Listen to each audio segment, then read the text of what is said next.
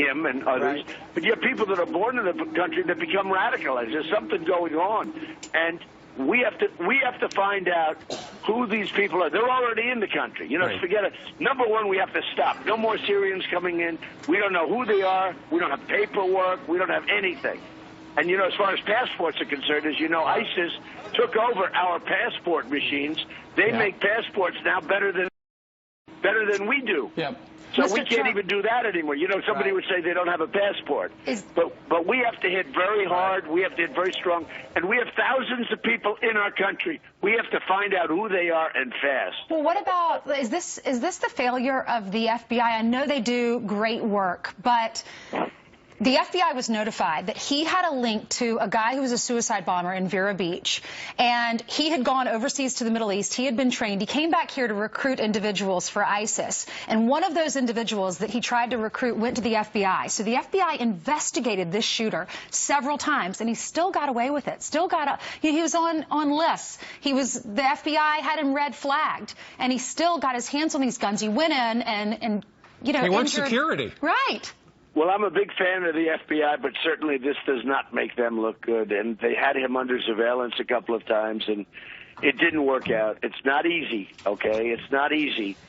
But we have to be very strong. I mean, the sad part is you have many, many, many people right now living in the United States who are worse than him, who are more hateful than him. And people know who they are.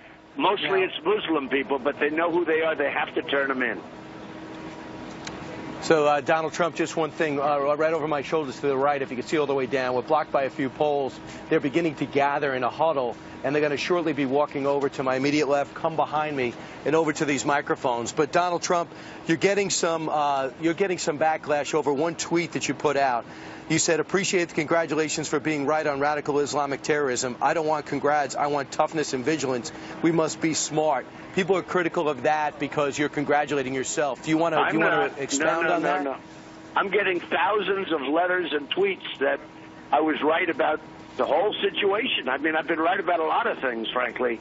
I was right about the oil. I was right about many, many things. I was right about NATO with terrorism. Did you see last week on the front page of the Wall Street Journal, they're going to start a whole terrorism division, and it's because of me.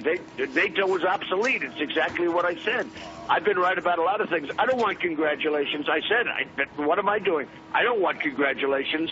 What I want them to do is be tough and vigilant. Our government, we're led by a man that is a very, look, we're led by a man that either is not tough, not smart, or he's got something else in mind. And the something else in mind, you know, people can't believe it. People they cannot believe that President Obama is acting the way he acts and can't even mention the words radical Islamic terrorism. There's something going on. It's inconceivable. There's something going on. Well, Donald Trump, what he did do yesterday, he did refer to it as a terror strike. He did say it was a hate crime, which makes sense because Islamic extremists hate gays, and they hate Christians, and they hate Jews, and they hate women.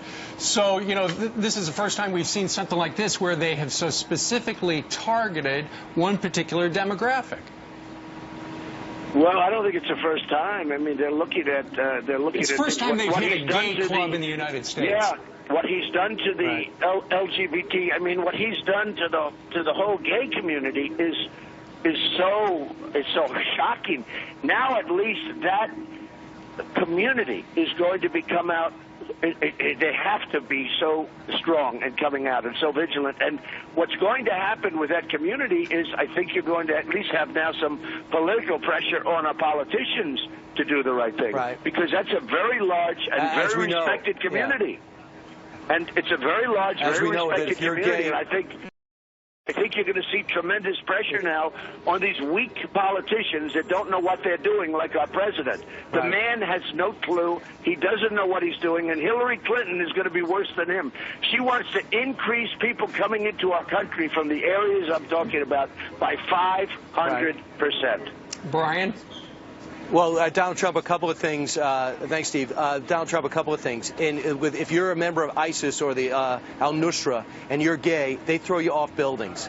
They torture you in the most horrific way possible. So that thing is becoming totally clear. They are celebrating not only the killing in that club, but killing of those people who are homosexual in that club, apparently. I want to bring you to something else. You're going to make a speech today, and it's not going to be about Hillary Clinton and what you say is her corruption. It's going to be about terrorism. You spent the last 30, 40 years of your life in business. Who did you consult to putting together your anti-terrorism program that's going to be making up the backbone of this speech today? I've had many people consulted. I've been doing it for weeks. I have some great people. In fact, I'm going to have members of the team with me. I was going to make a Hillary Clinton speech, which is easy to make because she is not the right person to be president. Believe me, she is all you have to do is speak to the Secret Service agent that watched her and watched her under pressure. He said she was a total mess, a total mess. So I was going to do a Hillary Clinton speech. Right. I've changed that. We're going to be doing a speech on terror. I'm going up to New Hampshire. We're also going to have a massive rally tonight in New Hampshire. That was set up. We have thousands and thousands of people who are going to be there. And out of respect, I'm canceling that. I wanted to do it so badly, but you can't do it. I just think it's too soon. When will you do it? Do you have a preview? Donald Trump, do you have a preview of that speech?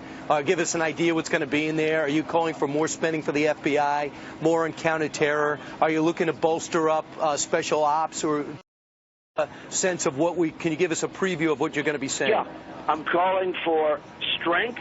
I'm calling for intelligence. And one of the things we really have to focus on is our intelligence community because we're not getting the right intelligence. When a guy like this who's so openly out there can just, walk up and do what he did, we need more intelligence. We need a stronger intelligence community. And the only way we can do that in this case, having to do with radical Islamic terror, and that's the point. Obama won't do that because he doesn't want to single out this group. This group is a disaster. And the only way we can do that is through intelligence. And we have great capability intelligence-wise. In New York City, we had a fantastic intelligence group set up. When our new mayor, de Blasio, when he wiped it all out, it was the best in the country. He wiped it all out. He took it all out, gone, 100%. So now we don't know what's going on.